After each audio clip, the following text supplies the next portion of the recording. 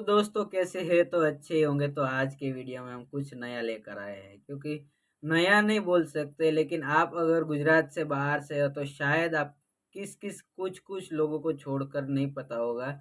मैं एक ऐसे महान संत की बात करने जा रहा हूँ जिसका नाम है बजरंग दास बापा, जो गुजरात में बगदाणा गांव में रहते थे और अभी उसका देहांत हुआ। उसका बहुत साल हो गए, लेकिन लोग देश विदेश से, मतलब कि आउट ऑफ इंडिया से भी आते हैं और दूसरे स्टेट से भी आते हैं, दूसरे राष्ट्र से भी आते हैं, अलग अलग जगह से लोग आते हैं और लोगों की मनोकामना बजरंग दास बापा पूर्ण करते हैं। ऐसा यहाँ पूरी होती है, ऐसा सब मन्नत लेकर भी आते हैं बहुत से। और यहाँ पर हर महीने गुरु पूर्णिमा के दिन मेला लगता है और लोग अलग अलग बहुत दूर से भी वो लोग मन्नत लेकर आते हैं और सभी की मनोकामना बजरंग दास बापा पूरी करते हैं। और इसके इतिहास के बारे में शायद कुछ कुछ को छोड़कर नहीं पता होगा, लेकिन मोस्ट ऑफ सभी लोगों को पता ही है। मैं फिर भी बता दूं कि इसका इतिहास कुछ ऐसा है कि बजरंग दास बापा जो महान संत, मैं ऐसा ही मैं सिर्फ बोलता हूँ ऐसे नहीं, जितने भी ले, मतलब कि गुजरात की मैं बात करूँ तो गुजरात में तो मोस्ट ऑफ लोगों को तो 110% पता ही है, क्योंकि गुजरात में तो पता है, लेकिन बाहर भी लोगों का इतना प्रचार है, लोगों के पास इतना कुछ है, मतलब कि बजरंग दास बापा को सब हर कोई जानता है, नहीं कोई जानता नहीं है ऐसा कुछ है नहीं। और उसके इतिहास की मैं बात मोस्ट ऑफ एक पॉइंट आपको बता दूं कि जो बजरंग दास बापा थे वो जब मतलब कि गुजरात में भावनगर के ही ये थे। तो यहाँ पे उसका भावनगर में उसका जन्म हुआ। फिर 2 स्टैंडर्ड तक उसने पढ़ाई की, 2 क्लास तक पढ़ाई की। उसके बाद खाकी ली, जमात में मिल गए और अपने गुरुजी के साथ मतलब कि शिक्षा ली, ये सब किया और फिर साधु बन गए। फिर बम्बई, अलग अलग जगह गुजरात के जो बम्बई गए, अलग अलग जगह इंडिया में, फिर गुजरात में अलग अलग जगह पे उसने प्रदक्षिणा की, अलग अलग जगह पर रुके। उसके बाद गुजरात के भावनगर जिले के अंदर एक गांव आया है बगदाना, जो आपको आपने मोस्ट अपने शायद सुना होगा बजरंग दास बापा के बारे में। तो बजरंग दास बापा की मैं बात करूं, वहां पे बगदाना पे आए, वहां पे उसने मतलब कि 5 ऐसे स्रोत देखे जिससे वो अट्रैक्टिव हुआ है। उसका जो उसके बारे में बता दूं, क्या नाम है उसका, जो एक बगड़ेश्वर महादेव है। फिर बगदाणा गांव, गांव का नाम बगदाणा, बगड़ेश्वर महादेव।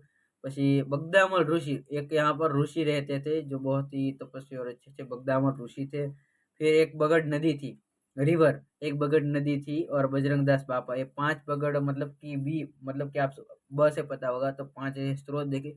फिर उसने वहां पर रुके और अपना आश्रम बनाया।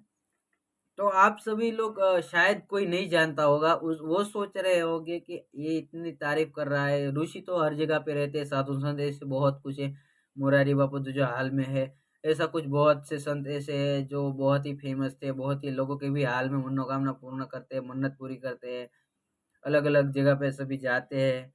तो ये इसकी बात क्यों कर रहा है? मैं इसकी बात इसलिए कर रहा हूँ दोस्तों, क्योंकि ये जो है ना, मतलब कि मैं यहाँ का हूँ इसलिए मैं बात कर रहा हूँ, ऐसा कुछ नहीं है। इसकी बात मैं इसलिए कर रहा हूँ क्योंकि इसने काम ही ऐसे किया है, लोगों को गालियां भी देते थे और प्यार भी देते थे। तो इसकी मैं एक बड़ी बात बता दूं, ऐसे तो लाखों हजारों बातें ऐसी जो मेरे वीडियो में आप कमेंट कीजिएगा, मैं बताऊंगा, लाइव प्रूफ के साथ भी बताऊंगा, बहुत सी ऐसी बात है, बहुत से ऐसे किस्से। लेकिन आप सभी को शायद ये है ना, गवर्नमेंट के बुक में भी लिखा हुआ है। तो उसके बारे में बता दूं, 3 बार मतलब कि उसने आश्रम की स्थापना जब 1941 में की थी, ठीक है। तो उसने उसके बाद 1959 में अन्न क्षेत्र चालू किया, जो अनलिमिटेड खाना, कोई भी आए खाना खिलाए बिना वो उसके आश्रम से जाता नहीं था। और आज की दिन की बात करूं, पूरे वर्ल्ड में, ऑल ओवर वर्ल्ड में कोई भी ऐसा हो तो मुझे कमेंट में जरूर बताइएगा कि इतने सालों से वहां पर खाना स्टार्ट हुआ, मतलब कि खाना लोगों को खिलाते हैं, आज के दिन भी वहां पे खाना खिलाते हैं, लेकिन एक भी दिन ऐसा नहीं हुआ है कि जहां लोग आए और भूखा जाए, मतलब कि खाना कम पड़ा हो। कितना भी खाना बने, लेकिन वहां से कोई भी आदमी, कोई भी इंसान, कोई वहां से कोई भी भूखा नहीं जा सकता। और इतने सालों से 159 से वहां पे रसोई बन रही है, लेकिन आज तक चालू है और आज तक वहां पे बन रही है। ऐसा ऑल ओवर वर्ल्ड में कहीं भी आपने नहीं देखा होगा।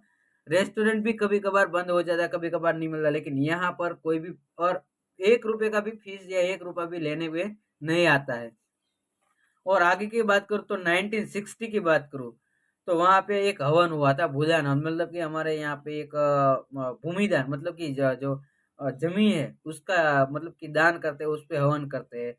तो उसका दान हुआ। उसके बाद 1962 में जब भारत और चीन का ये मतलब कि वॉर चल रहा था, भारत इंडियन और चीन की वॉर चल रही थी, तो उसके टाइम में पहली बार बजरंगदास बापा ने अपने आश्रम का सभी चीजें, मतलब कि बर्तन से लेके चूल्हे, हर चीज, जितनी भी चीज आश्रम में थी, सभी चीज बेच दी।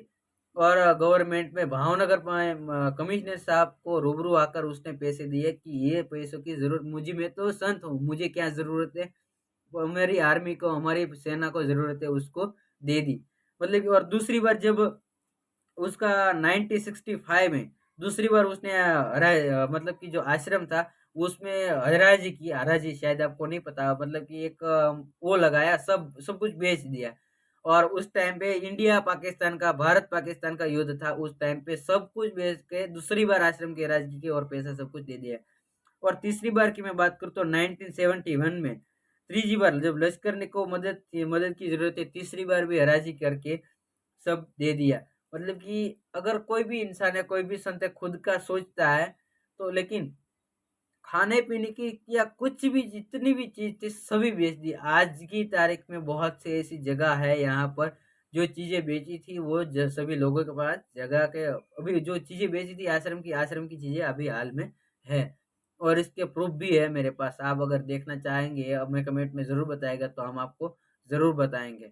ऐसे ऐसे मतलब कि मतलब कि संत की, कोई संत ऐसे ही नहीं बन जाता, ऐसे ऐसे भी काम किए हैं हमारे हिंदुस्तान में।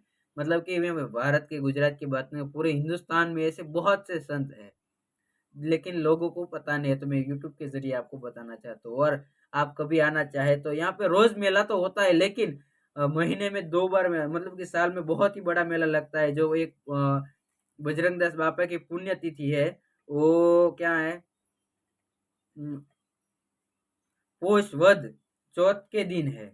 जब वो गुजर गए, उसकी दिन उसकी पुण्य पुण्य तिथि है, उस टाइम पे एक मेला लगता है बहुत बड़ा। और आषाढ़ महीने का जब गुरु पूर्णिमा आती है, शुद्ध आषाढ़ शुद्ध पूनम के दिन गुरु पूर्णिमा आती है, उस टाइम पे एक बहुत बड़ा मेला लगता है। तो ये वीडियो हमारा आपको कैसा लगा? और इंडियन, मतलब कि आप असल इंडियन है, हिंदुस्तानी है, तो भारत में बहुत से ऐसे संत है, तो इस संत के बारे में आप क्या कहना चाहते हैं, हमें कमेंट पे जरूर बताइएगा। आज की वीडियो में बस इतना ही, मिलते हैं अगली वीडियो में।